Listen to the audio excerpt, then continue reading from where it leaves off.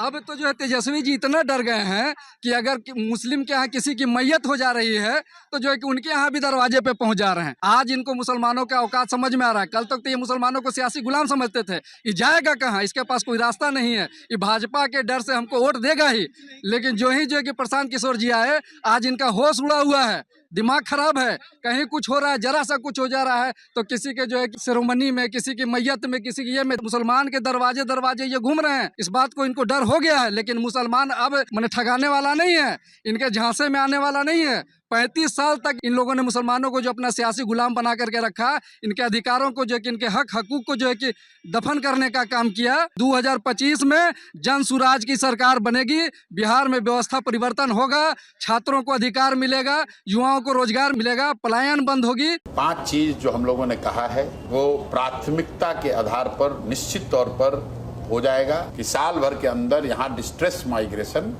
रोक दिया जाएगा। यहाँ पर लोगों को 10 से 15 हजार रुपए की नौकरी रोजगार की व्यवस्था कर दी जाएगी। दूसरा ब्लूप्रिंट ये है कि बिहार के 15 साल से कम उम्र के बच्चे के लिए पढ़ाई की व्यवस्था हो जाएगी, और जब तक वैसी व्यवस्था सरकारी स्कूल में न बने तब तक लोग अपने बच्चों को प्राइवेट स्कूल में भेज सकते हैं, उसका पैसा सरकार भरेगी। तीसरी व्यवस्था ये हो जाएगी कि बिहार में 60 वर्ष से ऊपर के जो महिला पुरुष रह रहे हैं और 400 रुपया आज उसको पेंशन मिल रहा है, उनको 2000 रुपया मिलने लगेगा। चौथी बात ये होगी कि बिहार में जो कामकाजी महिलाएं हैं, जो घर में बैठी हुई हैं, कुछ करना चाहती हैं, उनको 4% सालाना ब्याज के दर पर उनको लोन मिलने लगेगा, ताकि वो अपने घर में कुछ न कुछ रोजी रोजगार कर सकें, अपने और अपने बच्चों के लिए कुछ धन अर्जन कर सकें। और पांचवी बात ये होगी कि जितने भी यहाँ किसान हैं वो धान, गेहूं, मकई का फसल जो उगा रहे हैं, इस तरह की फसल को छोड़कर अगर वो नकदी की फसल करने लगे, मसाला खेती करने लगे, सब्जी उगाने लगे, फल उगाने लगे,